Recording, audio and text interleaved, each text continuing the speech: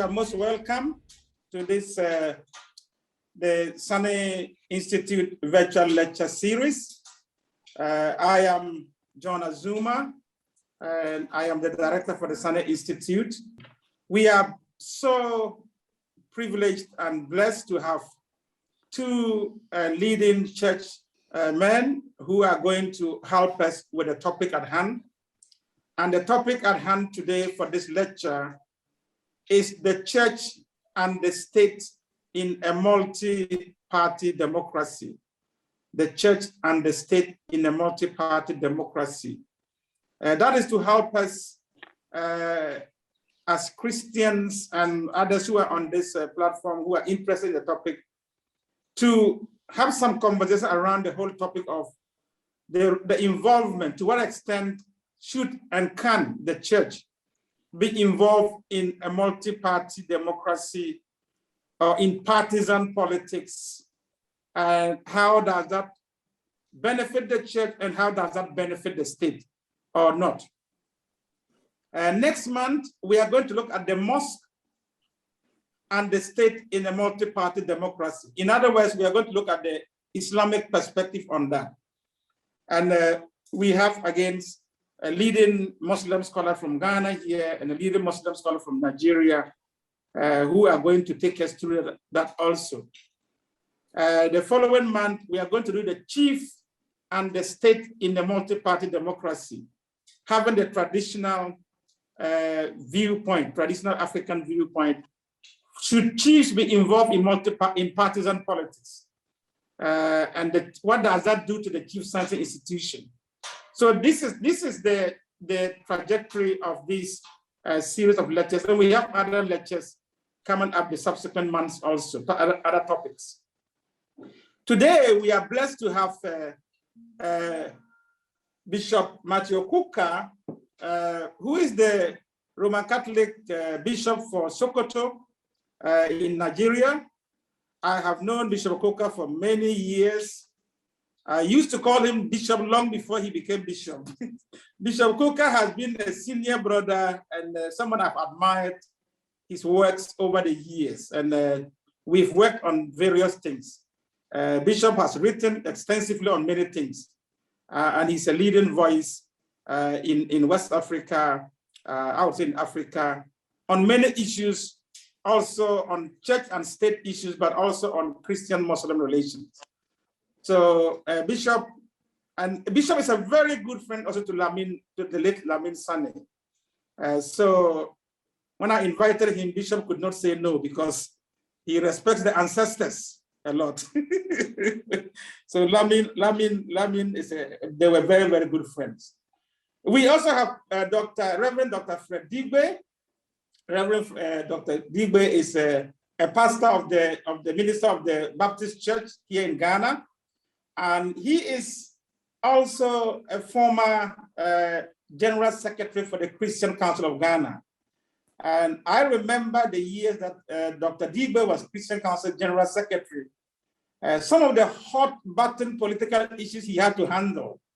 And he didn't know that some of us were listening to him all the time, but I admired the way he navigated his ways through some of those issues. He was one of those that I admired from a distance. So he's been in the thick of things, and he is now a pastor full-time with the Baptist Church in the Shiashi and Circle also. So he's a practitioner and has also been in the trenches. So that is the panel that we have. Bishop Kuka will go first, give us a 25 minutes exposition, followed by Dr. Digbe, and then we will open it up for Q&A and for discussions. So Bishop, you're most welcome. Your 25 minutes starts now, and I'm a very hard timekeeper. Thank you very much.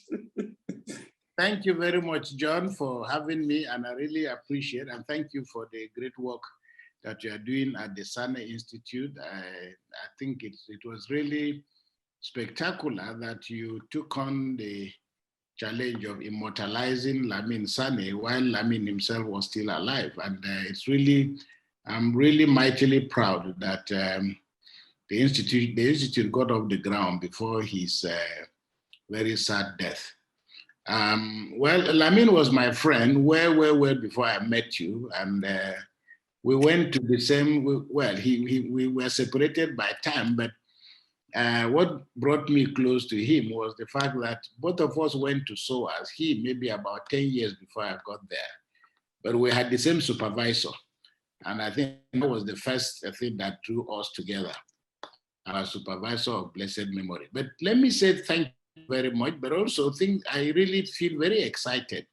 And please keep me informed, because I like to follow the conversation about church state as Muslims perceive it, church state as traditional institutions feel it, because I think these institutions are fundamental to how democracy progresses in Africa. In part because whatever may be the quality of our religiosity, we can at least assume that, I think a British scholar said that it is almost impossible, there are no atheists in Africa. Whatever people believe in, religion does occupy over 90% of the lives of ordinary people in Africa. It includes, it has turned what Karl Marx said on its head, that it was the opium of the people. Right now, religion is being conscripted to help the mighty, the high and the mighty win election. Religion is being conscripted to help the high and mighty stay in power. And whether it is of the Christian variant, of the Muslim variant, or the voodoo variant, or the African traditional, the superfluity of religion in Africa is palpable. And this is why I think a conversation like this is important, because we need to begin to sift the chaff from the grain. So we can at least allow religion to do the kind of things that it was really and truly meant to be. Of course, I mean, you pick the theme on multi-party democracy. Please remember that Jesus was not killed in a democracy. So whether it is a multi-party democracy or even if it is an authoritarian regime, as you can see from the stories coming out of China, religion fundamentally, of any variant, is always critically, a bit of pepper in the eyes of the state. And this is how it has always been from the beginning of time. And this is largely because, of course, it depends on how the operators of religion remain faithful, to the principles and dictates of the state. So just very clearly, I will try to explain in my presentation, the challenges are enormous, in part because of how we see religion and how we see politics. But I think I would like to suggest that perhaps to appreciate what we're talking about, we have to look at the role of religion where at least I can speak, we're speaking about the Christian community, where the Christian contested for independence. And of course, many of them drew their inspiration, from the teachings of the gospel and from the education that they had got from the churches. You remember very well when your great man of blessed memory, Kwame Nkrumah, came out of prison. The song that he sang was Lead Kindly Light.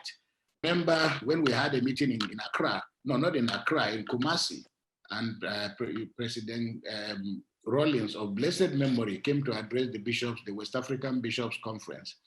It was very interesting that one of the things Rawlings said was, he acknowledged he was a son of the church, but he made a very interesting point. Part of his problem with the Catholic Church was that it raised the bar of moral duty very high. But that when he became president, when he realized the kind of fine principles that the church had taught him about equity, about fairness, that he got to a point in which he needed to feel guilty for killing a rat. It's not a judgment of the man, but it's also the fact that people in public office, politicians, are constantly battling with the moral imperatives of their faith vis-a-vis the realities around which they live. The second phase is to look at the way that the church, which helped a lot of its sons and daughters to get into public life, to become ministers, to become presidents through education. It's also very interesting to see how once people got into power, the church became an enemy. And I can tell you that after over 40 years of engaging the state in Nigeria, I can tell you my own personal stories. Many of the people who considered me a hero in one regime suddenly come to power, and I'm considered a troublesome priest. And for me, this actually, I feel a sense of vindication. I don't take it personal. I feel a sense of vindication because if you're able to transit from one government to the other, still holding before those in power certain moral principles, yesterday's enemies will become today's friends, and today's friends will become tomorrow's enemies. And so, but these are the dynamics of politics. Some lose their lives, some end up in prison, and some end up in exile. It is also quite spectacular that Archbishop Tutu, who occupied a very spectacular place in the struggle against apartheid, the very moment Archbishop Tutu won, after 1984, after 1994, when the ANC came to power and the wheels of corruption began to turn, and the black elite believed that it was their turn to eat, once Archbishop Tutu raised the issue that you must get off that gravy train of corruption, he literally became an enemy of state, in the sense that even the young people who were born well after he had already started, had become a visible face in the struggle against apartheid, began to see him, with suspicious eyes. So at this point, because this has been the story of the church, the experience of the church in places like Ghana, in places like Mozambique, where Marxist-Leninist governments literally banished the church, the same church that has literally been on the barricades of people's struggle for freedom. But I think the most fascinating statement in defining all this in terms of the nature of this engagement and the fact that the issues are always and will always remain highly contested is the statement credited to Ernesto Cardenal, the late Cardinal Archbishop of Recife in Brazil, who was famous for, he lived a very, very austere life, but he was famous for making a statement. He said, when I feed the poor, I get praises from government that I'm really, truly a man of God. When I ask why poverty persists, I'm called by the government a communist. So these are the these are the tensions. And I think we must understand that there are no finishing points. It's not as if we can get to a point in which we can say, oh, everything is now hunky-dory. We never get to that point. The tension is important. Because as Jesus said at his trial, before Pilate, when Jesus talks about the truth, Pilate says to Jesus, truth, what is that? And yet, I think the church must possess the moral authority to ensure that the moral compass remains steady for politicians across generations, across parties, to appreciate the fact that people are not a bishop or a priest. The church cannot endorse a particular politician. Even if they do one way or the other, they still have a duty and a responsibility. In the same way, for example, that despite the fact that Cardinal Sin was at the heart of bringing Aquino into power, he still did not relinquish his position, despite the fact that Pope John Paul II, St. John Paul II now, had to pull down the barricades of communism and more or less, almost through his messages, single-handedly installed a new government, post-communist government. The church did not stop its prophetic role of interrogating the agencies of state. And so the point to make really is that no matter what role the church plays in bringing people to power, directly or indirectly, it cannot let off its guard on the grounds that this gentleman is a Catholic, he's one of us, or he's an Anglican, or he's a Baptist. We must remain relentless because the challenge is not about friendship. Of course, the politicians will think about your responsibility with them or duty with them in terms of he is our own or he's not our own.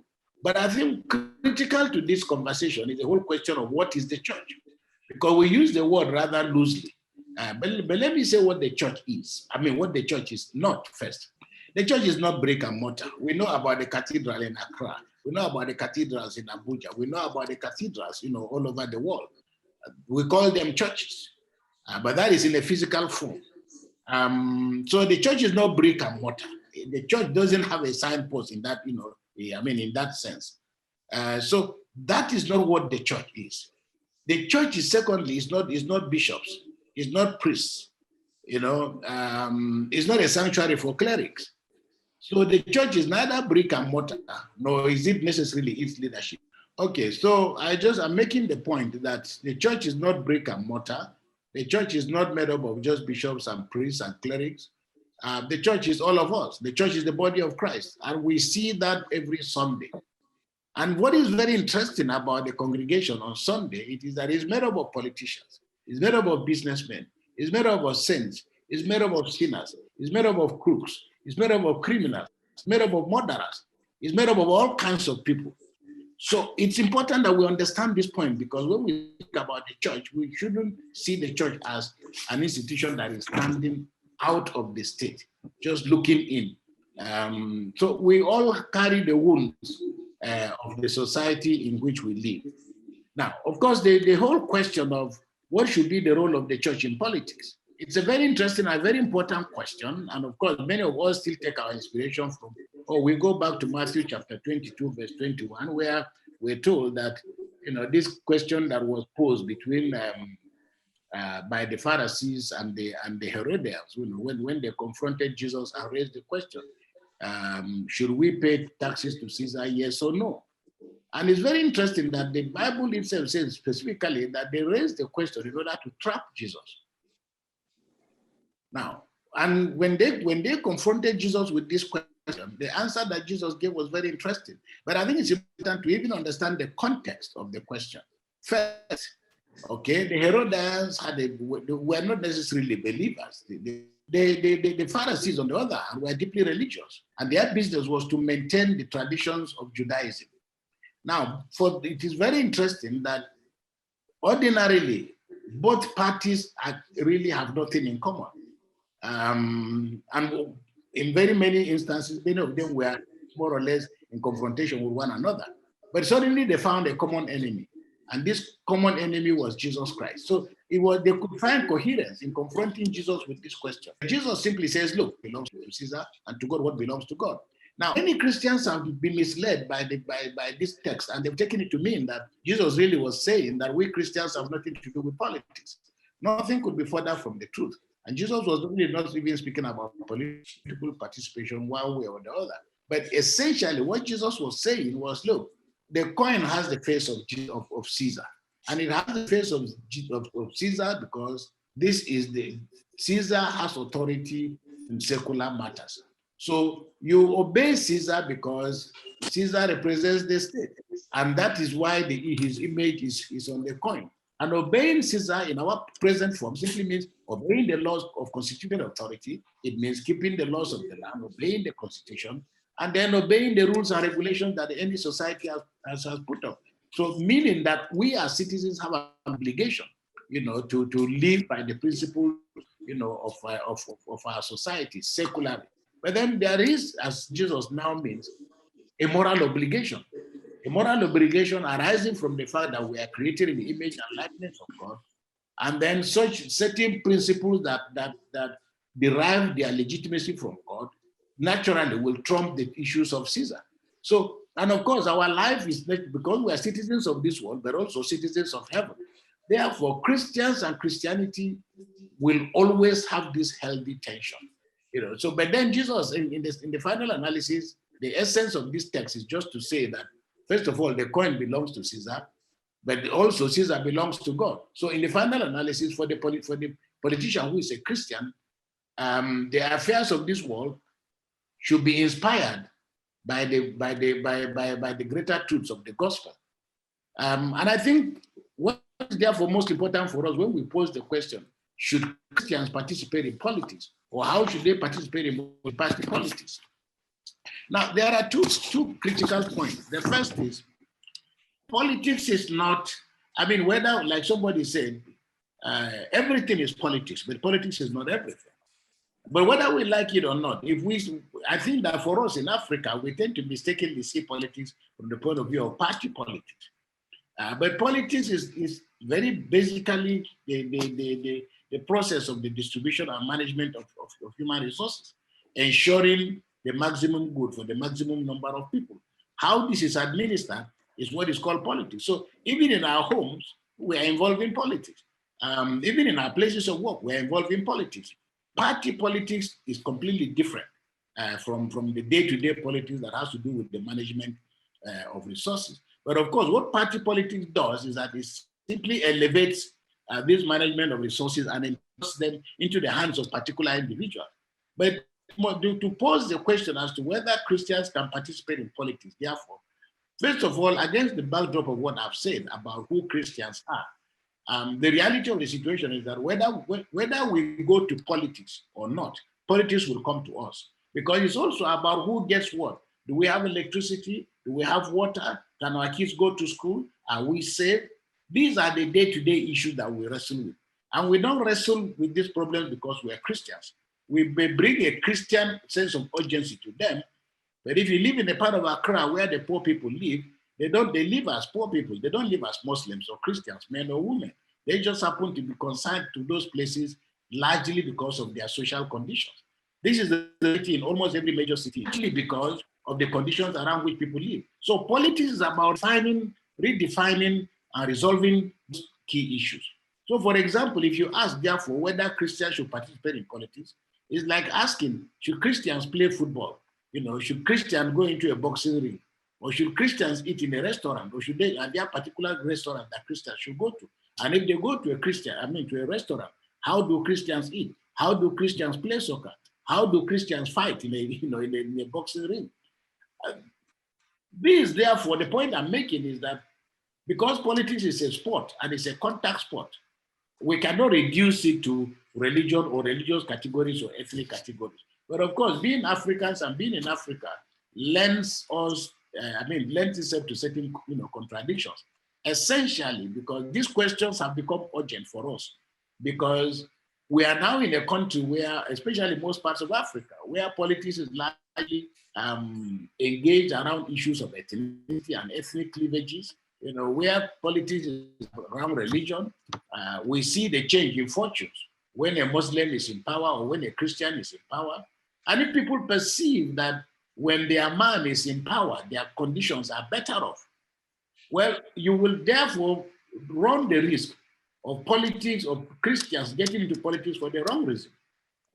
Because if we work on the philosophical position that politics is purely and simply an opportunity for us to create advantage for our people, then it is not in keeping with the principles of Christianity. The things that Jesus spoke about, no other religion deals with things in that way. When Jesus talks to us about the Beatitudes, when Jesus talks to us about how to treat our enemies, when Jesus talks to us about love, when Jesus talks to us about the kingdom of God, it imposes a heavy moral burden, especially in a society where we can see very clearly the change in fortunes and the political opportunities that accrue to people based on the fact that their men or their women are in power. I make the point, therefore, and I will have to try and round up. I make the point, therefore, that if you ask whether there are models for us to look at, well, look, the problem with us in Africa is that we're always looking for models.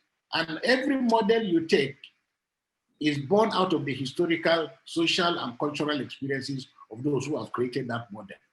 For example, in the 19th century, when the whole of Europe decided to set up the Christian Democratic Party, it was to respond to a particular problem that involved Europe, but also because Europe was almost literally predominantly Christian. And up till today, despite the graying of Christianity in Europe and America, we can still see very clearly that the principles that undergird public law, the principles that undergird public behavior, what has become largely the constitutions of Europe and other parts of the world, a lot of that have drawn inspiration, from the Catholic Church's social teachings, which became quite prominent in the 19th century and laid the foundation, for managing and deciding on the role and place of Christians in politics. Therefore, by way of conclusion, I make the point that, first of all, politics should be about the pursuit of the common good.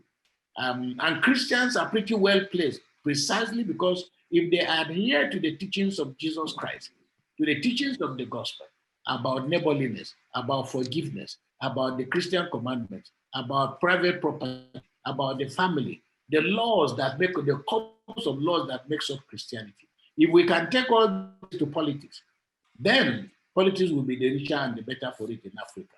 But the critical question is, do we have Christians who are politicians or politicians who are Christians? It sounds a bit of a cop-out, but it's a very fundamental point to address. Because if you have politicians who are just nominally Christians, then the secular principles of greed and selfishness that drive politics will move into politics with the deceptive idea that we are going to clean up politics and we are going to make politics better. We're going to create better opportunities for Christians.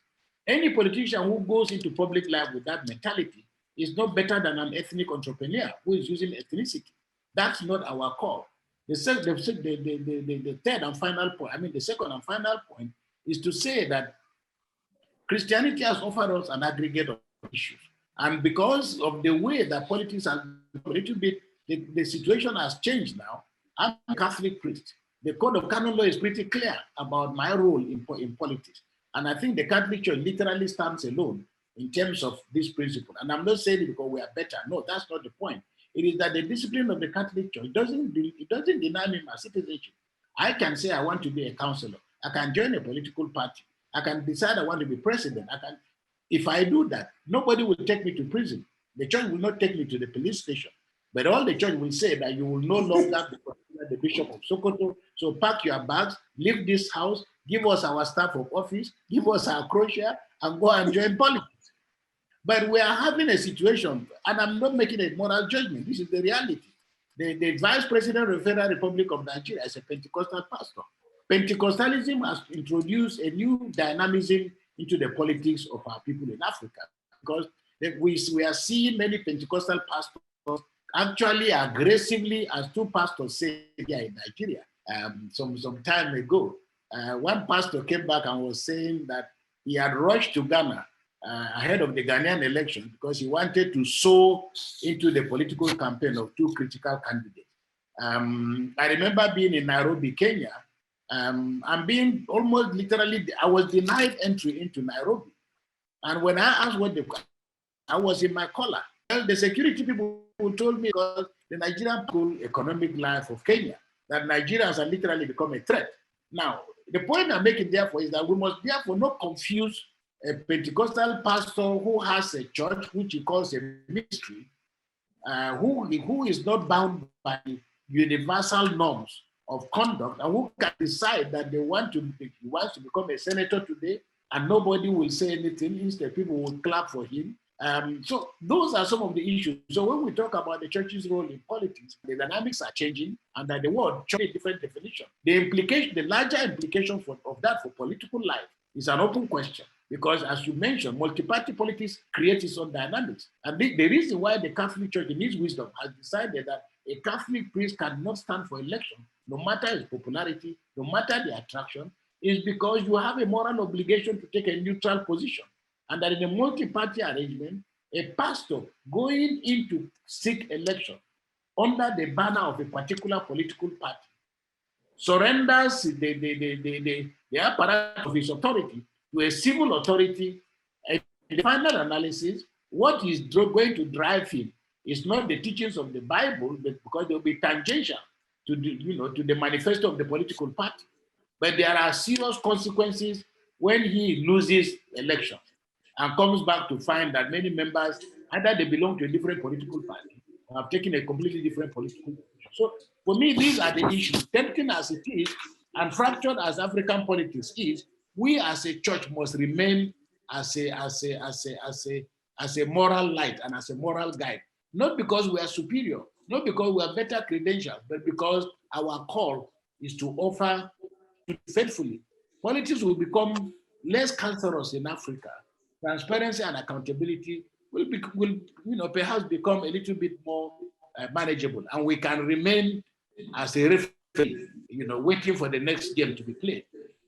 I think I've run over my time. Thank you very much. Let me pause there. I've given you some few minutes. Thank you. Thank you so much, Bishop.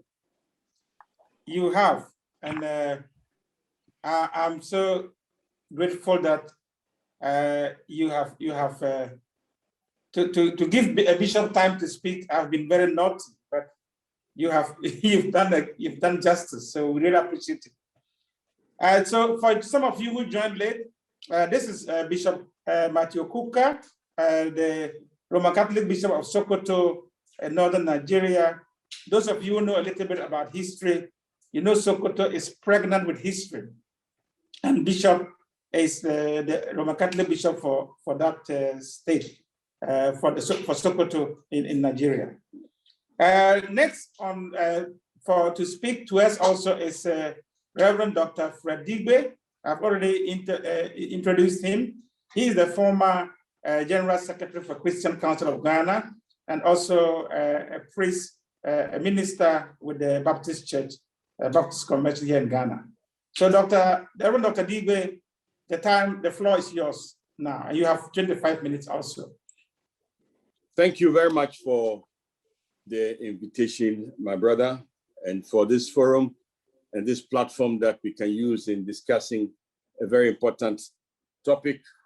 I stand on the protocols that the bishop has given as we try to look at what are the issues in church and state relationship in Africa. I realize that we have a limited time, and so I would try and not repeat some of the things that the bishop has very carefully articulated, but also try to look at some other angles that may be helpful to facilitate this dialogue. Again, just for the sake of going over the definition of terms, I agree with him essentially about the definition of the church. It's not brick and mortar, it is people. So when you talk about the nation, well, the nation is also in the church. Church people form the government, church people are in the state. But perhaps more interestingly is when you talk about the relationship between the church and state. By state, we are looking at a nation or territory considered as an organized political community under one government. And as pointed out by most researchers and writers, it is this organization that is responsible for the distribution of our resources, whether they are used very well or not used well. It is this who sometimes determine how long you stay in school, whether it's 3 years or 4 years. They do a lot of things. Sometimes, or as it is current in most times, they are organized along political lines with ideologies. And most times we are not too sure in our part of the world what the ideology is all about. They may call themselves certain names, but towards the end of it is mostly what a politician can get out of for their own selfish interest, or what they can get out of replenishing their coffers that they claim become exhausted from political campaigns, or what their constituents demand from them so that they can maintain power. That is what fuels them, and not so much as the ideology. I also attempt to answer along the lines of the guidelines you gave us. So if we are talking generally about the Christian community in Africa, to what extent are we involved, is the church involved in politics? I see from my point of view, maybe about 3 broad types of philosophies that guide or that inform us, if we can even delineate them. There are those who advocate no involvement at all, or very little involvement. If I take my background, having grown in a missionary organization, Southern Baptist or American Baptist, they used to say no involvement at all. For them, separation of church and state meant let the church do whatever they want to do and let the state do whatever they want to do. Of course, with time, we know that it's a misinterpretation of what give to Caesar, what belongs to Caesar is all about. But that still is a philosophy of some people. Let people get involved in it. So there are people you talk to when we're involved in the Christian Council who say, no, look, don't do this, don't get involved in this. There were communities we try to engage that you guys must talk about the politics, the things that inform your district assemblies and all of that, how resources are allocated. So please don't drag us into politics because we don't want to get involved. But secondly, there's just a group that, second group that think it is a general involvement. Oh, yes, I'm involved in politics because I pay my tax, I'm a civil servant, I vote, and that is the level of their involvement. If you tell them, look, government concerns all of us, it is about our resources and the allocation, I am involved, and I'm involved. Well, sometimes these people can move to higher and higher levels of involvement, but they start by at least acknowledging that the state is there, institutions are there, the army, the police are there to protect them, and therefore they must pay tax and have some amount of, they have an amount of power in choosing who should rule over them. The third one is where some churches move into what we now call active partisan politics, as the bishop was referring to. And by that, they seek office, political office, whether it is paid for or not paid, like an assembly person, they claim they are not paid by anybody, they are volunteers, or the higher ones to be a member of parliament, to be the president, to be all of these. And by state, these people just get involved. There are others who I will not necessarily talk about, who are involved in the administration of the state. I will not talk too much about that because I think we are talking mainly about the politics that we see. Otherwise, we can go a lot more in detail into what role the legislature plays in the administration of the state, what role the judiciary plays. But for the sake of time, I'll just limit it to the executive that most of us see and are aware of and think that that is all there is to politics. It is not, let me say here, it is not. I would say, when you say to what extent can the church be involved in politics, since the church is not brick and mortar, when a Christian who is a believer in Jesus Christ is doing anything in the state, in the nation, in their country, they must see themselves as servants of God who give an account of whatever they are doing to their Lord one day, and must do our utmost best. So when he comes, he will say to us, well done, good and faithful servant. And he's already even watching us to work through us. But when it comes to the church, to what extent should they be involved in this partisan politics? Well, Bishop has said it, what belongs to Caesar, give to Caesar. What belongs to God, give to God. Everything belongs to God anyway. So Caesar must rule in accordance with God's standards. But people have misinterpreted this, I agree.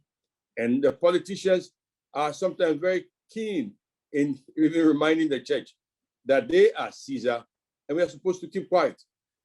There have been many occasions where, as Christian Council, we try to engage government because we say we are people who speak for the poor, the helpless, we are the voice of the voiceless, and let's talk. And they said, no.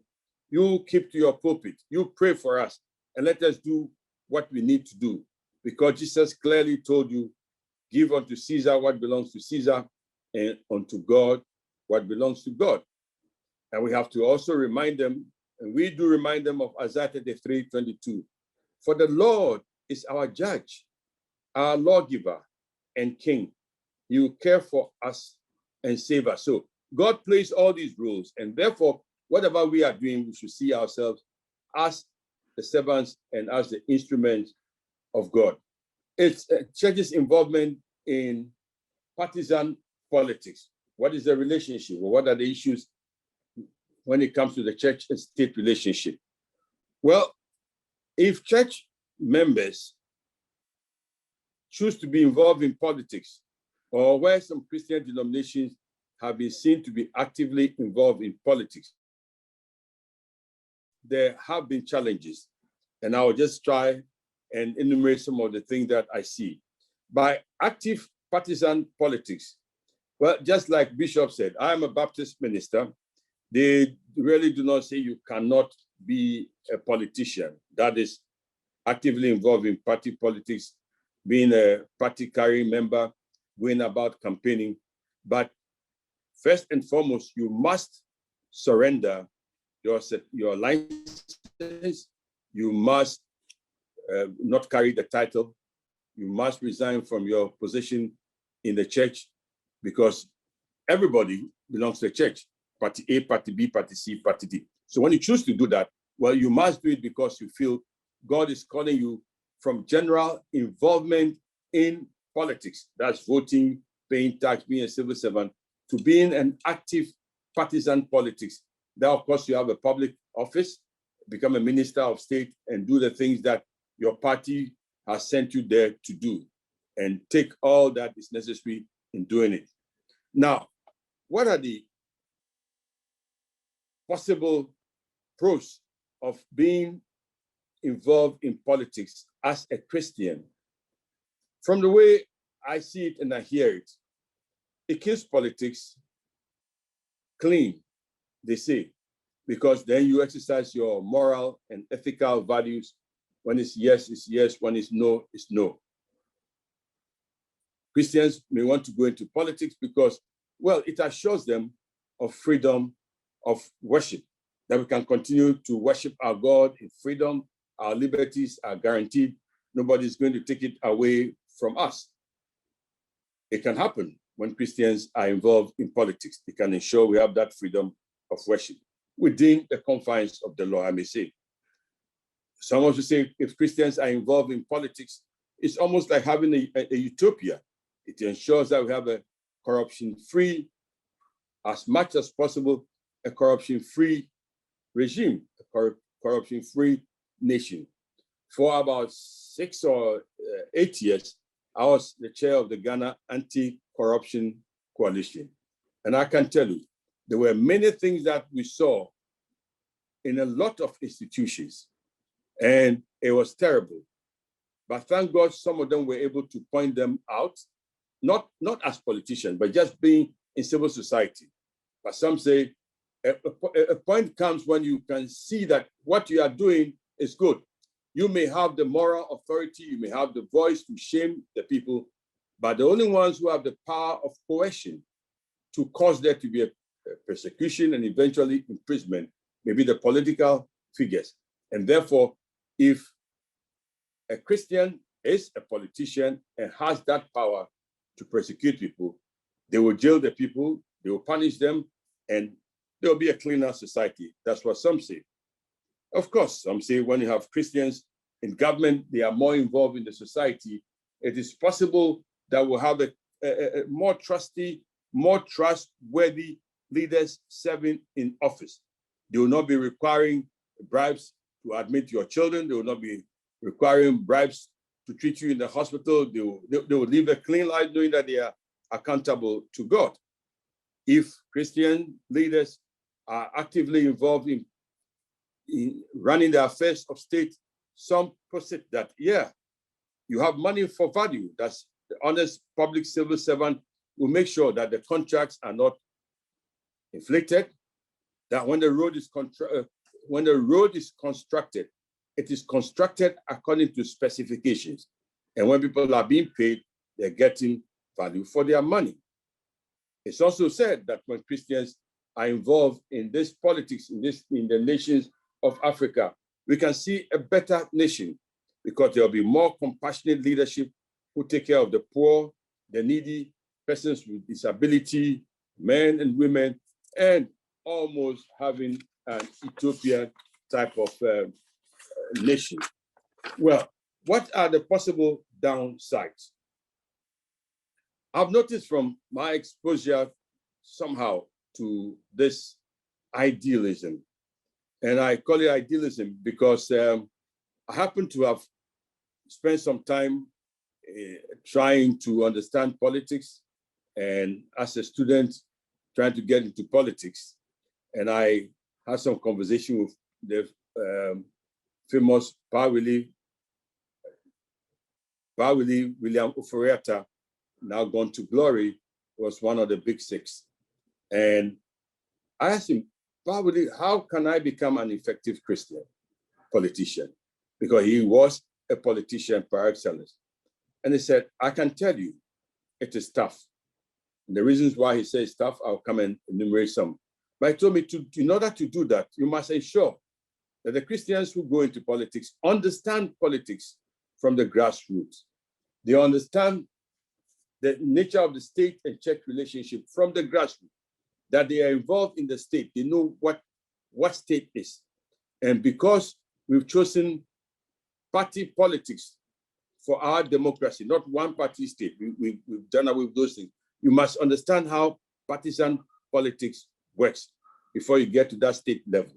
Otherwise, your Christianity will be reduced to, I mean, they'll have all the fun that they want to have, a poker joke, and then when they finish, say, Pastor, pray for us, pray for us. Meanwhile, they are laughing and quaffing their drinks and beers with their women around them. And sometimes it can be very, very embarrassing. He said it's like that because there's a downside of this involvement. One, politics or involving in the state is not necessarily about morality, but it's about law. And so there are laws that have been passed, and sometimes it is the rule of the majority. You can pass any law by any means, and sometimes a certificate of emergency, you can pass the law and say, this is the law, it must be done. And they do it, and there you are. What do? Implement it or resign. Sometimes when you are involved in that as a Christian whose moral antenna is up, and you are seeking to be a moral voice amidst the people, you are confronted with what is called human rights and equality.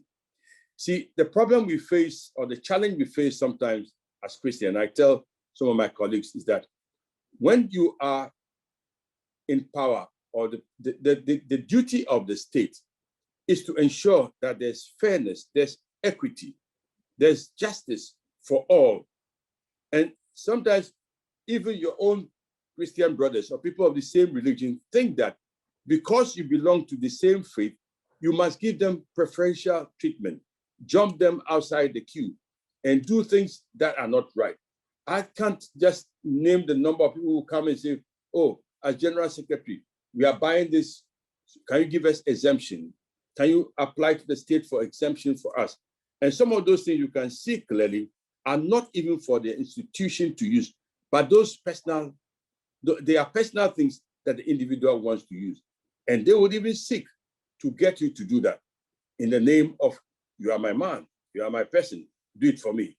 But in the name of equality, justice, and now if you want to implement it, they may call you somebody who is not doing the right thing.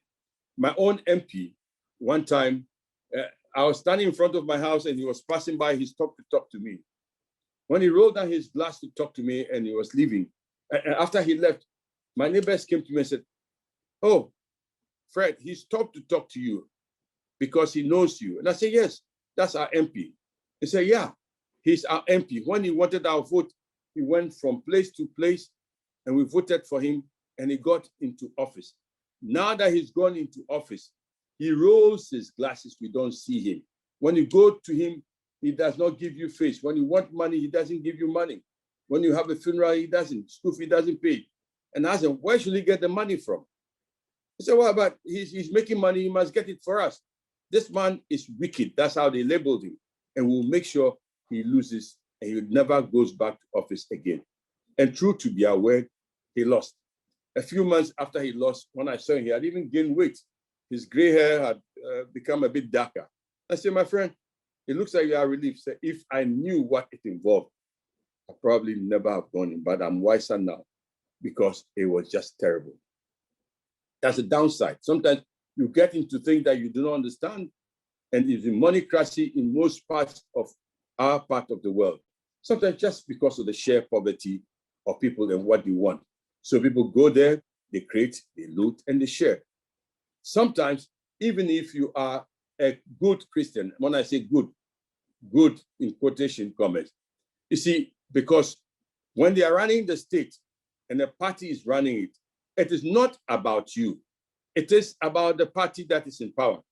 As one politician said, it is better to be a messenger in a government in power than to be the leader of an opposition party. Why? Because even if you are a messenger in a party, if you are the messenger in a party in power, the crumbs may fall. You may get it, But if you are even the chairman of a party in opposition, you will not get anything. They starve you. And so sometimes there are crossing of carpets. Sometimes there are things that happen you can never understand. That also one of the key downsides of politics or being involved in the state, as I see it, is that most of our people who have gone in without a clear theological understanding that it is only God who changes human hearts have been disappointed because you are surrounded by corrupt people who do corrupt things. You don't realize that you have to do your part until the king comes. People will mess up. So when they are betrayed, they get so disorganized. And it is the same thing.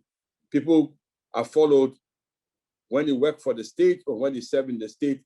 And it is just people who are following them because of what they can get to eat. The same type of thing that happened. People follow Jesus because he can feed them, he can clothe them, he can heal them. And so when you get involved in the state, if you do not take time, particularly where the resources are in scarce supply, you may run into some of these difficulties. And that's why sometimes people get into trouble. Now, you ask the question, what then should be the appropriate relationship between the church and state in the African context? Well, we are involved. We live in these countries, we live in these states. And therefore, I would say at least three things. First, there must be an active social partnership. If you take our country, like Ghana, that I know very well, the church has worked effectively with the state. If you talk about schools, if you talk about health, the Christian Health Association in Ghana has a lot of hospitals. And by their code of conduct, they never go on strike. They work with all people in I took one politician, they said, who built a hospital in this God-forsaken area? Are they ever going to make money? And I say, yes, thank you for calling it a God-forsaken area. It is not God-forsaken, it's you, the state that has forsaken it. But that's why the church is there. So social partnership in drinking, in boreholes, and so many other things that the church does. It is a partnership with the state that the church has very little competition with others. Secondly, the church can be involved by being the prophetic voice, the voice of the voiceless, like the prophet Nathan, the Old Testament prophet. We are in close touch with the government. The bishop said I was laughing because I've been accused since my term of office spanned 3 governments. One time I belonged to this party, the other time I belonged to another party. And one time I was on radio and somebody called me and said, you changed to this party again? And I said, yes, I'm a chameleon. Well, yeah, I didn't change to any party. It's the same thing that we keep saying that the governments keep doing. But like the prophet, the voice of the voiceless, you keep pointing it out. If it's wrong, it is wrong. If it is right, it is right. So the prophetic voice is right at the right time, is wrong, called the people in power, the state, to try and do what they need to do with the voice of the voiceless. So we are involved. That's the third level, be involved, but not blind, deaf. That wherever we are, brighten your little corner. A state is only as good as its people. If we drive badly on our roads, if we go and cheat our people, if we leave our work and we don't work full, again, another politician said, our governments pretend to be paying us because we are also pretending to be working. When there's low productivity and we are not pulling our weight, what do we expect? We will not be able to get all that we need. A few more minutes and I'll be done. Are there some models in Africa about this type of relationship? I'll say yes. Yes, the Catholic bishop spoke, and I know there have been active engagement in Nigeria, in both Nigeria and Ghana, about how the churches have engaged the state at various fora, whether it comes to election monitoring, it comes to sitting on commissions and probes. When people want some credibility, they involve the church people, and they've given a lot of reports on this. the last many elections, we put together what is called the Eminent Persons Group, who cut across churches, denomination, and the religious people and go left and right to try and diffuse politics, these political gimmicks. Up to the point, sometimes we go to the electoral commissioner, we go to the army, we go to the police and say, we are watching you. We are watching you, you who are using your offices to play games. Remember, there's a God who will judge you. Remember, if you're just following the voice of your master, the politician, it will not go well with you. But when you do the right thing, we as a church will be there to commend you. We are watching you. And sometimes the police or the security forces have told us those things have helped them to stay clean, to stay on the moral high ground. Because, again, some of them are our church members, and they need us assuring them that we are not only praying for them, we are watching them, and we will commend them when they do the right thing. When churches have been involved in too much politics, I would say it has brought trouble. I can, in history, talk about what happened in Liberia when the Liberian president was the chairman of the church and was also the president of the country. His death or leaving office almost crumbled his church. Now, there are few, I don't have too many examples. I have not researched this myself, but there's a video of the president of Malawi, Lazarus, talking about COVID-19 money. And he has become a hero for many. He's a minister of the Assemblies of God, now head of state. That money was given for COVID-19 and has been squandered by some of his officials. The man has paid, somehow, whoever chopped it has paid, but has also gone into prison. And said, look, wherever you are, as a civil servant, whatever, the law will get you, and I'll do it. When people send these messages right, left, and left, and they're able to follow it, I think a new day will dawn when religious people, courageous religious people, living by the standard of the word of God can make a difference. Tanzania, he made a difference. We don't need aid, we don't need anything. We can be clean, we can do it. I'm not too sure what the persuasion of the Rwanda leader is, but if it's what I hear, some moral convictions about how to run a nation, everybody has their downsides, can lead to the cleaning of our nations. Africa is challenged for quality leadership. It can be produced by people who are morally upright. Hopefully, they are in the church. But we can all do our best and let our light shine wherever we are, and we'll move on as a one continent under God. Thanks for the opportunity to share with you, my brothers and sisters. Thank you so much, Reverend Dr. Digwe. This is really, really helpful. And well, we've heard from our two speakers, Bishop and Reverend Dr. Digwe. And if you have questions, please, this is the time to raise them. We have about 25 minutes or so to half an hour to 30 minutes for questions. So please, if you have any questions, you can also post them on the chat. I hope that Bishop and Dr. Digwe, you can see the chats. I will read some of the questions out so that you can respond to them. If you also want to raise your question verbally, please just show by raising your hand on the screen, and I will call you to do so.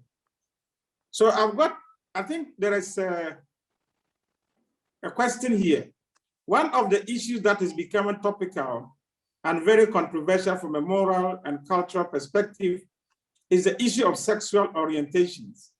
Many of the politicians in Africa appeal to cultural values in rejecting it. Yet these have signed up to human rights on which people promise these choices. They have signed up to human rights.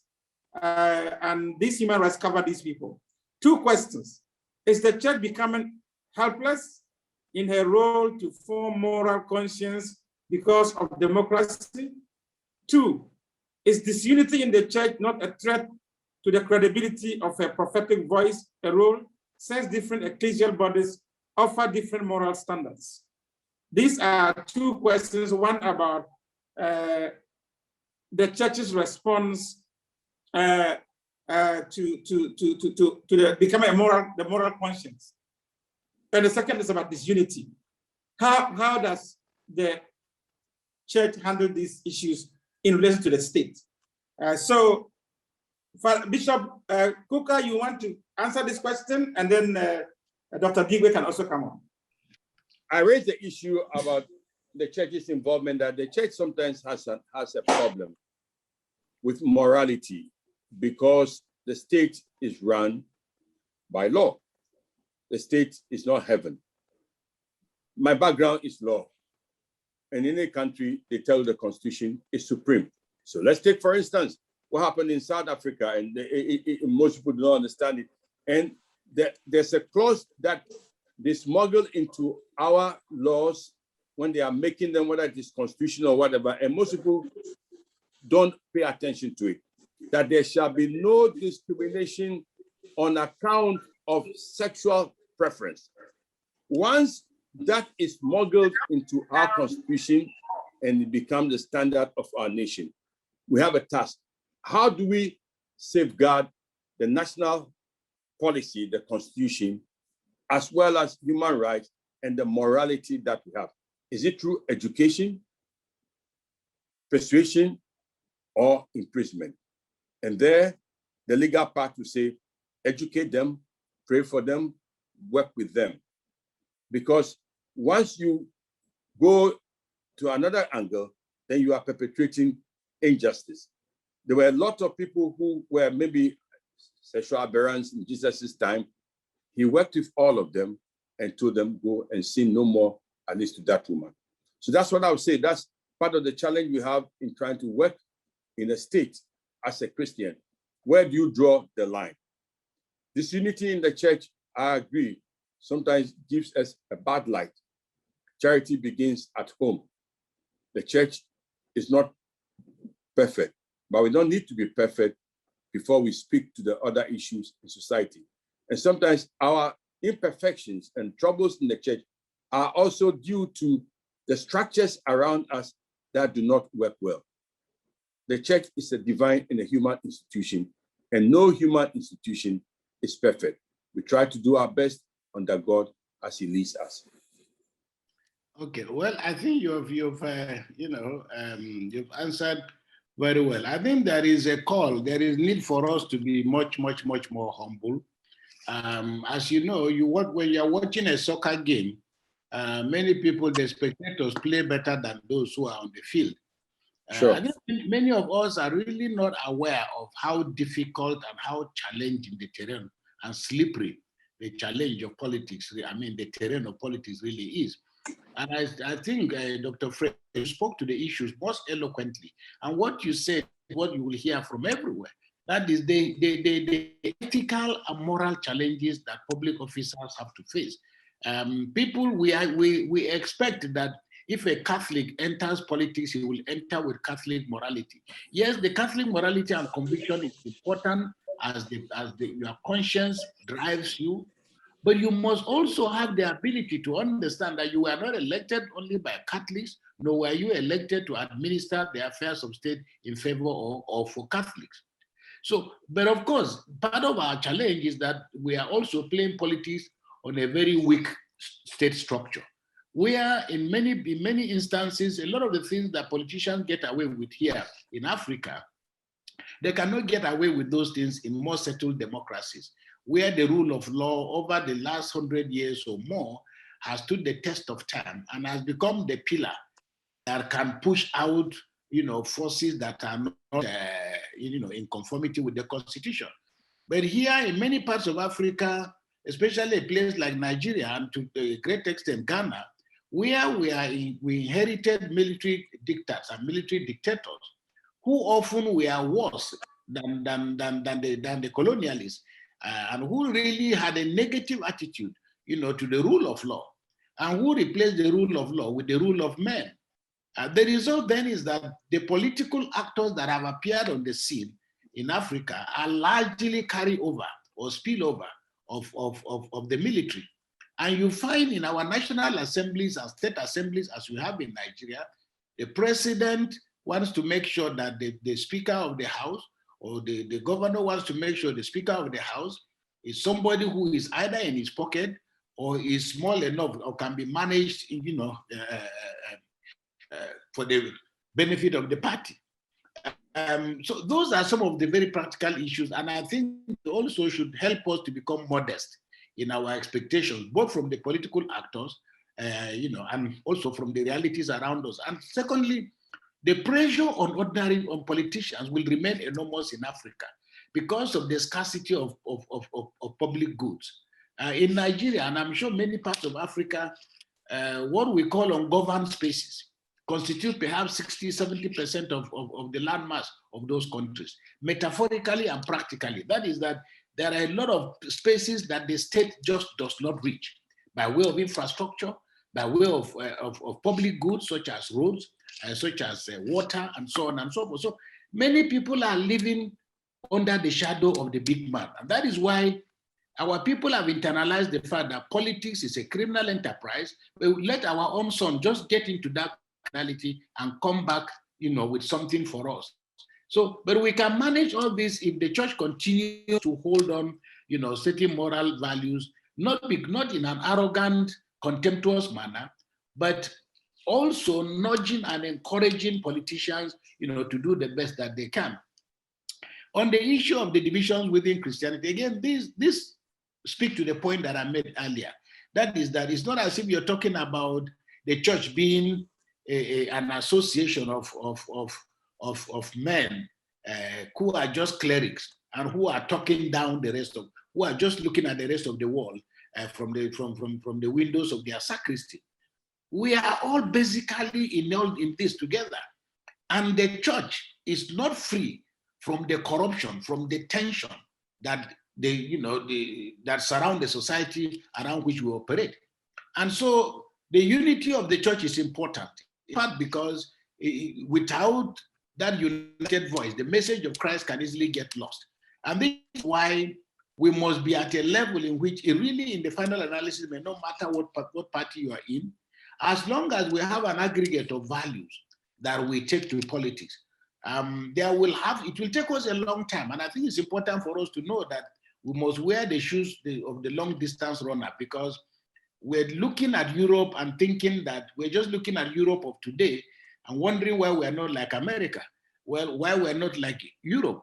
The truth of the matter is the history of Europe is a history of hundreds and hundreds and hundreds of years. So we just have to continue encouraging our people and then doing the best we can. But Christians having the humility to realize that those of us who are outside are not necessarily, we are challenged differently.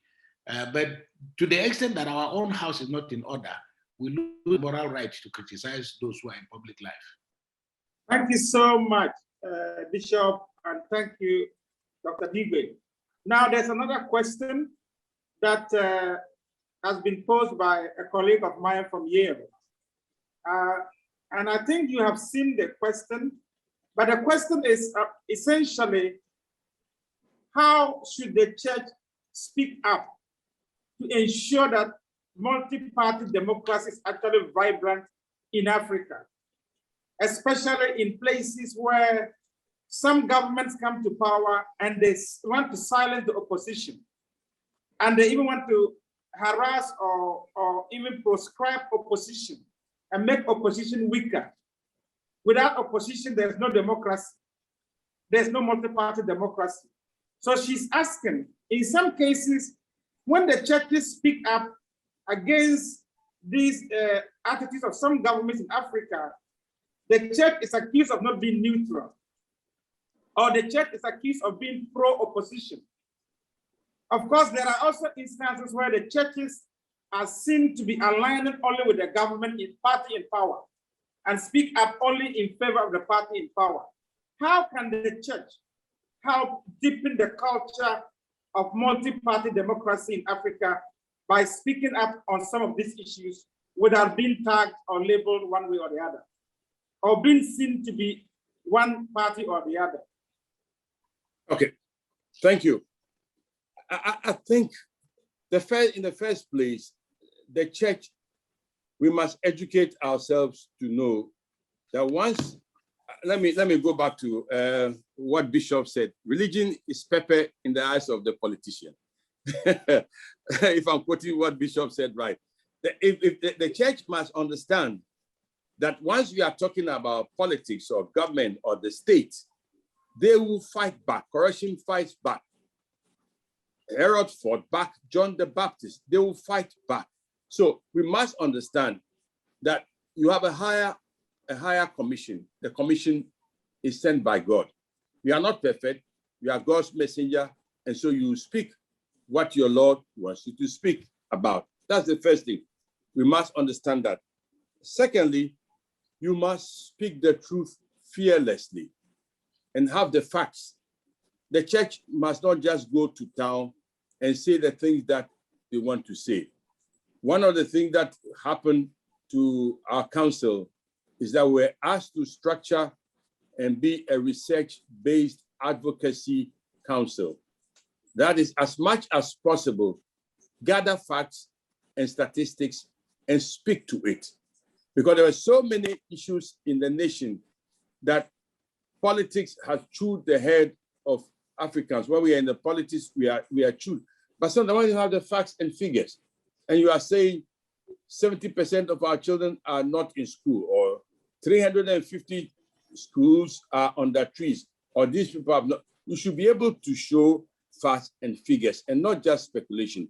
Otherwise, they will fight you back.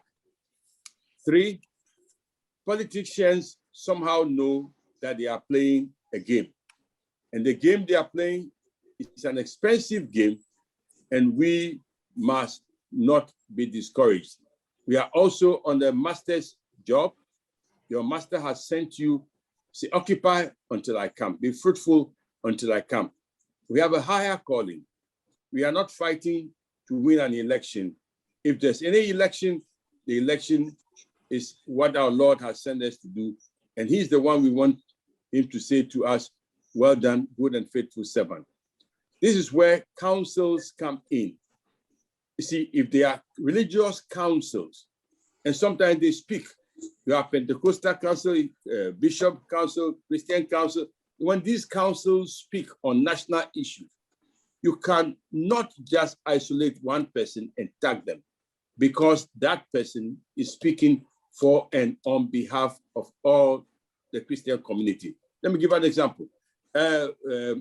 Bishop already referred to, he said before independence, there was an Anglican bishop who was always speaking, criticizing Kwame Nkrumah when he changed the Beatitudes and said a number of things.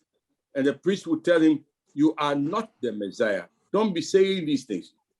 Nkrumah saw to it that the priest was deported. And when he was deported, because he was a white man, Bishop Lemay, when he was deported, Nkrumah was surprised. There were so many people from all walks of life, all across the religious divide, who were at the airport to see him off. Some were crying, some were doing whatever. From my understanding, he was forced to bring him back. If you show that unity of purpose, you show politicians understand numbers and figures.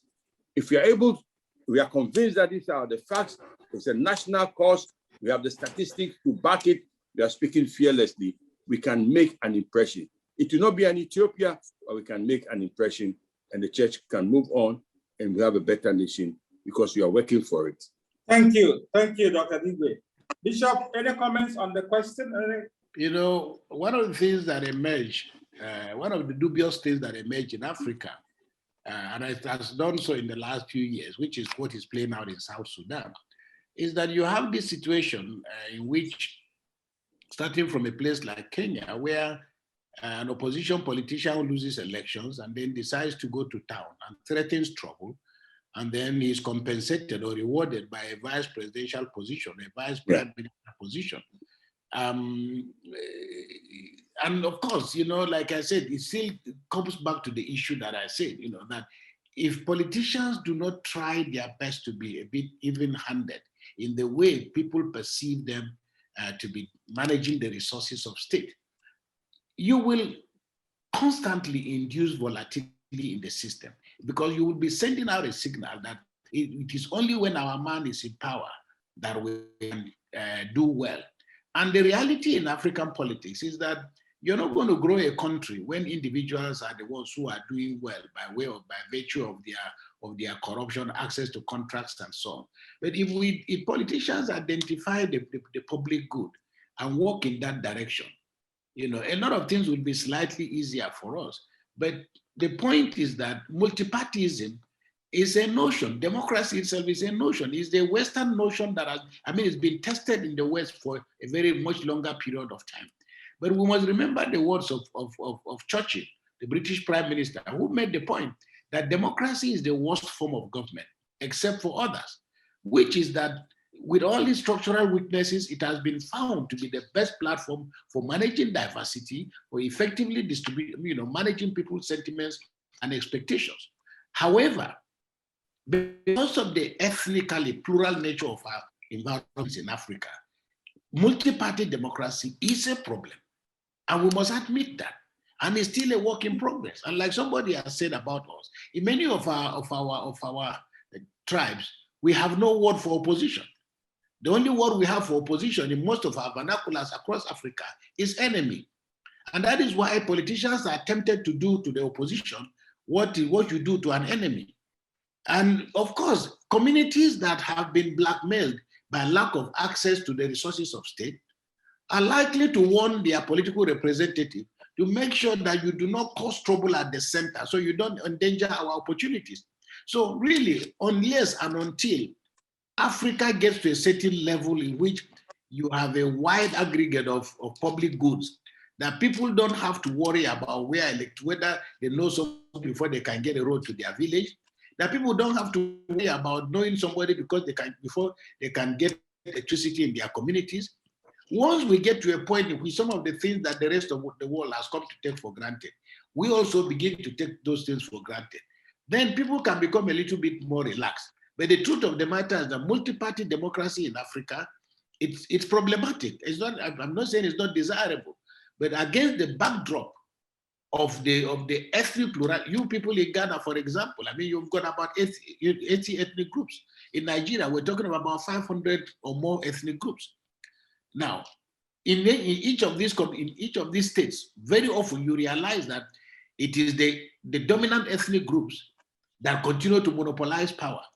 And they use their numbers in a tyrannous way that creates tension among ethnic minorities. And so when people feel excluded in that way, so unless we broaden, the perspective, and people can deliberately go out of their way to bring in outsiders into the system, it will be impossible to build confidence. And multi-party democracy will continue to be a fundamental threat to how Africans see democracy. Thank you very much, Bishop. Thank you very much. Now, I have this other question. From what both of you have said, it is obvious that the church should strive to be the referee in a multi-party democracy. Would both of you, from your experience engaging with church-state relations in Ghana and Nigeria in particular, or your observations in other African countries, will you say that the church has been a good referee? And how has the church performed that role? And would you admit that the church has also not been a good referee in some cases?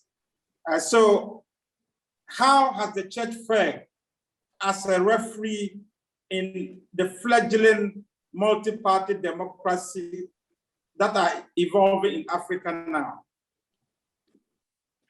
Any of you can go first, please. Well, Okay. Go ahead, Fred.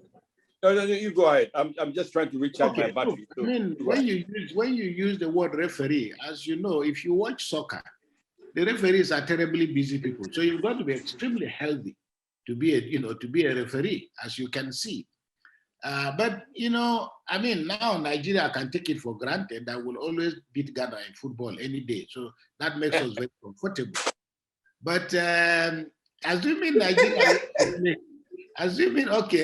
assuming Nigeria went to play Ghana, for example, and you now, you know, you have a referee from Senegal, and somebody realizes the referee's mother was born in Nigeria, that would be a problem for the Ghanaians.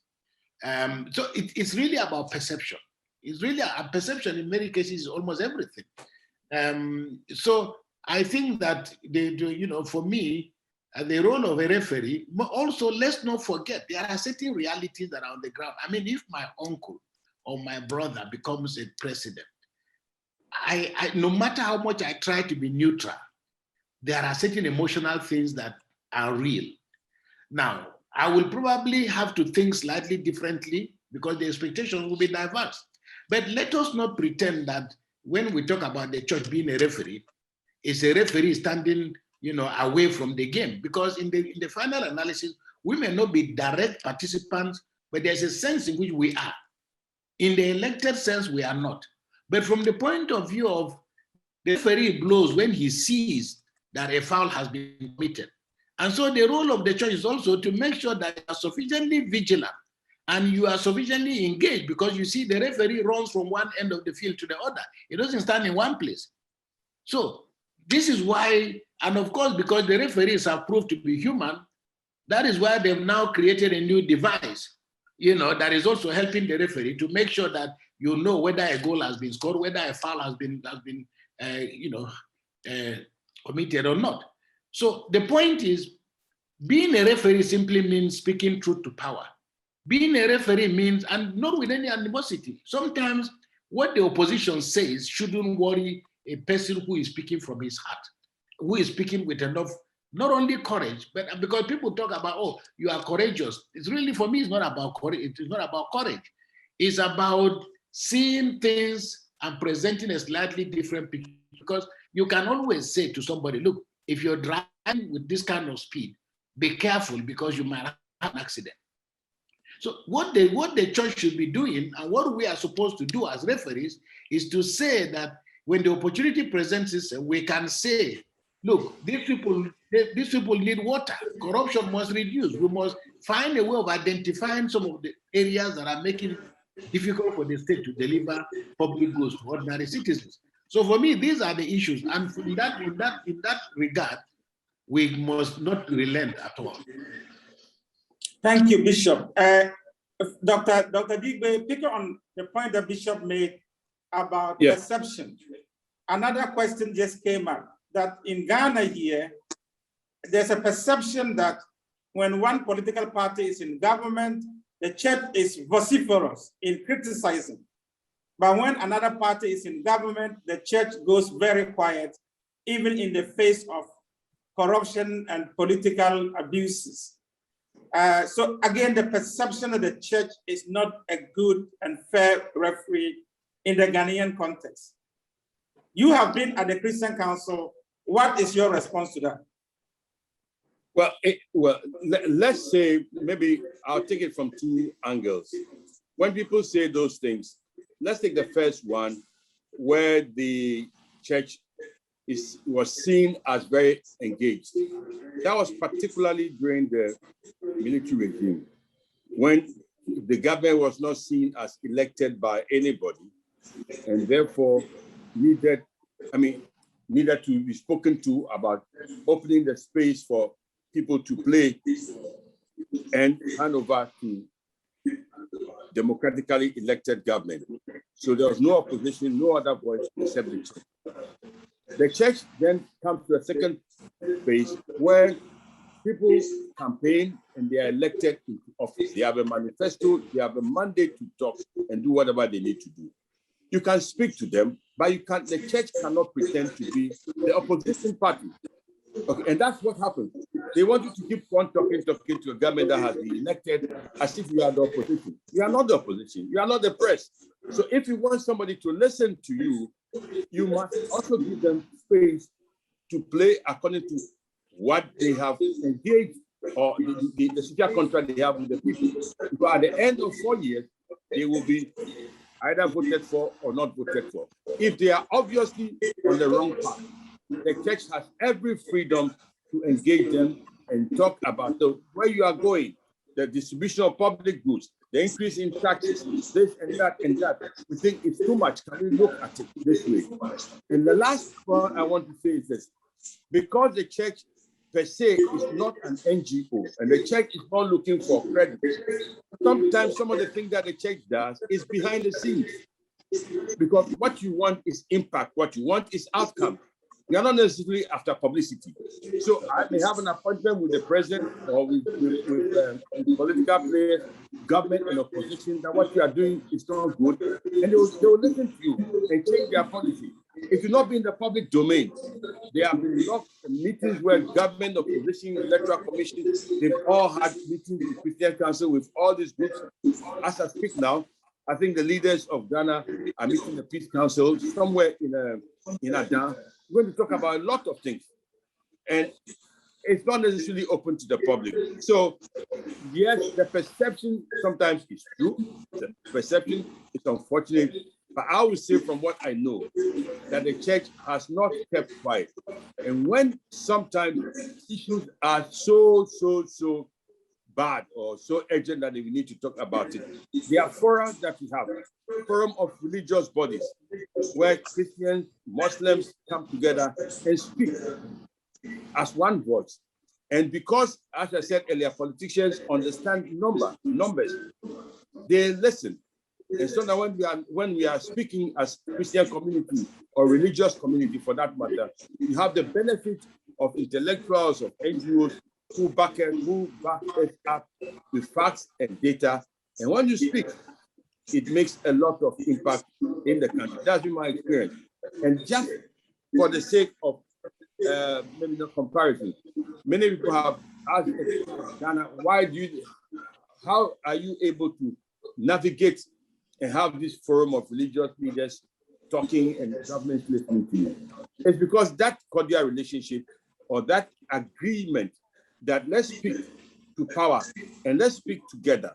And what affects all of us, we must seek a solution as a united body, has been a philosophy that has guided Christian leaders in this nation for a very long time, whether it is done publicly or behind the scenes. Thank you. Thank you so much, Dr. Digwe. I think the questioner is not giving up, but we need to move on to something. The questioner is saying that he's not talking about military regime. He's talking about the recent multi-party democratic dispensations that have come up, where the church is seen to be publicly criticizing one party when they're in government and seen to be either working behind the scenes when another party is in government, or doing nothing at all. And that is what the person is talking. It's not about the military regime. But you can come back to that. Bishop has got a comment to make directly on something that somebody's asking, whether Bishop sees himself as a peacemaker, political peacemaker in Nigeria. So Bishop, you respond to that question, and then Dr. Digwe can come back and maybe address this perception also. Okay, well, this perception is not peculiar to Ghana, so let me just take a bit. It's not, look, the truth of the matter is, I have, one of our very prominent politicians had a friend, and he was told that a journalist went to him and said, we heard that this guy was saying terrible things about you. And the politician said, look, if I had that guy saying good things about me, I will pay somebody to beg him to say terrible things about me. I think it depends on who is doing the speaking. Very often, the people you find making these statements, and I'm not saying people are innocent, the people you find making these statements are often other spokesmen of the party in power, or people who have preconceived notions of what you as a priest should be saying. I've had a lot of that experience. The second point is very often simply because Pastor so-so has made a point, or Bishop so-so has said something, even in their personal capacity, it is often taken as the church that is speaking. That's all I want to say about that. But to come back to the question asked by Emmanuel Osai, he said I promised to tell personal stories. I've got a lot of personal stories to tell. One of which was I was in Accra at the airport, when Ghana played. Which one is it? I forgot it. Was it Uruguay? One of those terrible matches that Ghana was bundled out of the World Cup unjustly. Let me put it that way. But at that time, I was a Ghanaian. I mean, I was literally a Ghanaian. So it depends on the perception. But for the personal stories I have to tell, I spent 7 years, trying to work to bring peace to the people, between the people of Ogoni and Shell.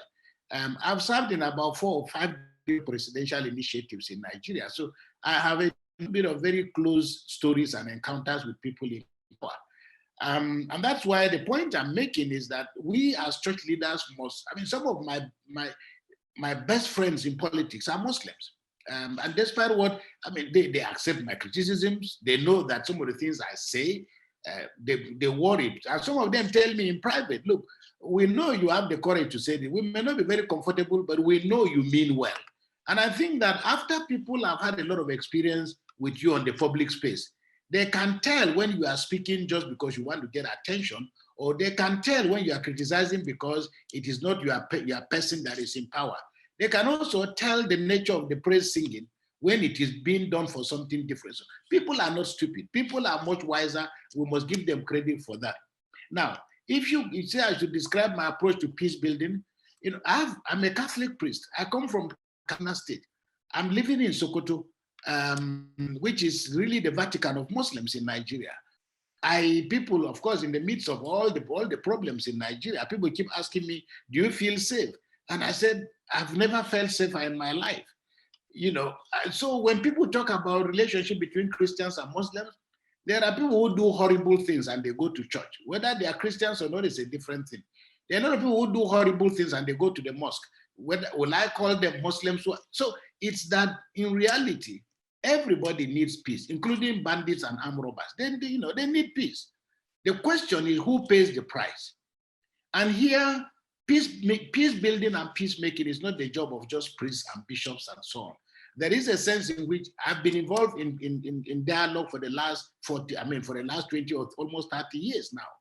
But I'm also aware of the fact that those of us who engage in dialogue at the highest level, it's more than just bishops and imams and traditional rulers drinking tea together and having a wonderful chat.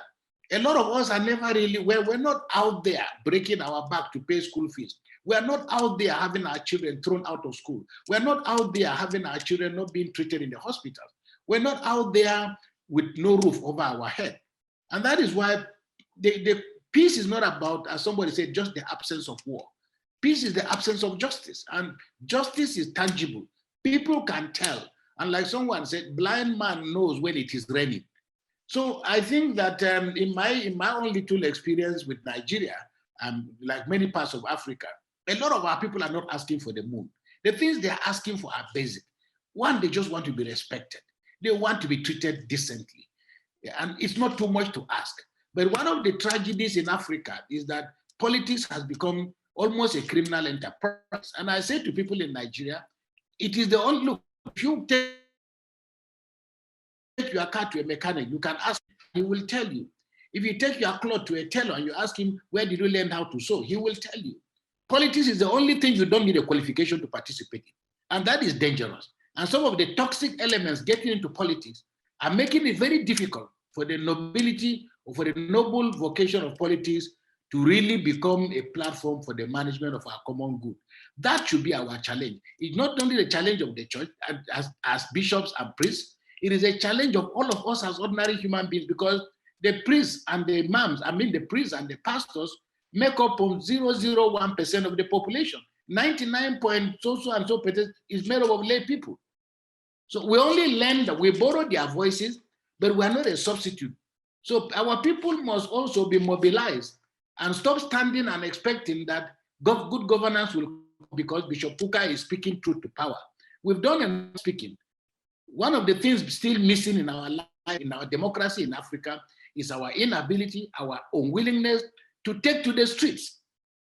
Because after the ballot box, or after the ballot paper, after the swearing-in ceremony, democracy thrives when people are ready to go out on the street to say no, that they are not happy. You see what is happening in other parts of the world.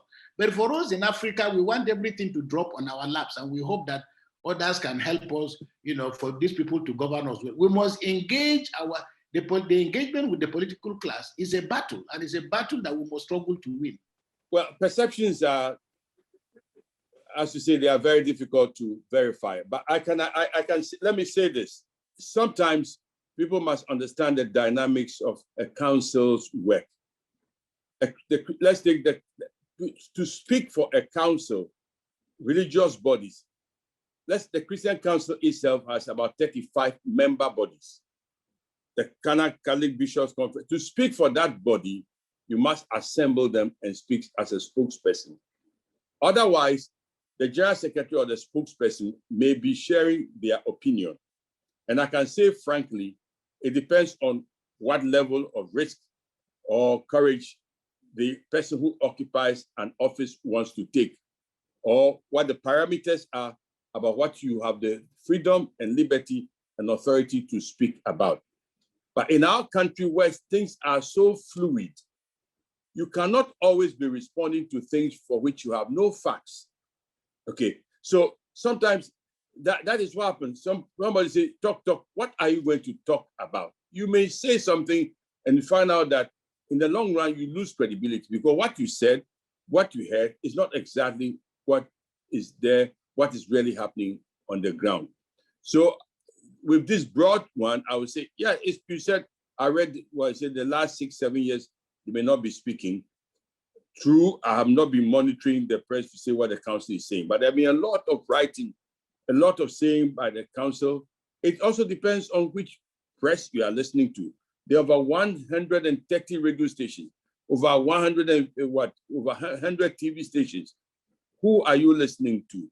If you go to the website of the Christian Council of Ghana, there are all kinds of publications about every issue that you can think about. Otherwise, engage the council and ask this question: why are you not speaking? Just go to the website. A lot of things have been said. When you speak, let me say, when you speak too much and you cry wolf, wolf, wolf, sometimes people just choose to ignore you. It is not because you are not speaking, but they choose not to listen or not to give you publicity. Thank you so much.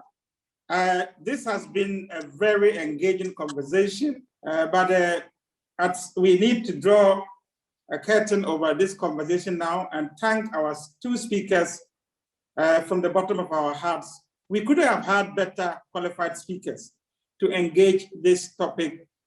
People who don't only have the academic acumen to engage it, but also they've got the experience of engaging with the state at various high levels. So we thank you, Bishop Coker and Reverend Dr. Digwe, for joining us. Next month, as I said, we are engaging the mosque, the state, and in a multi-party democracy. So we have the national head of the Ahmadiyya movement in Ghana, Malvi bin Saleh, who will be speaking to that. And we have our Muslim sister from Nigeria, Miss Idayat Hassan, who is the director for the Center for Democratic Development based in Abuja. She will join Malvi bin Saleh to speak on this topic for the July lecture. Please make it a point to join us. Thank you all very much and all the best. We wish you all the best in your various endeavors.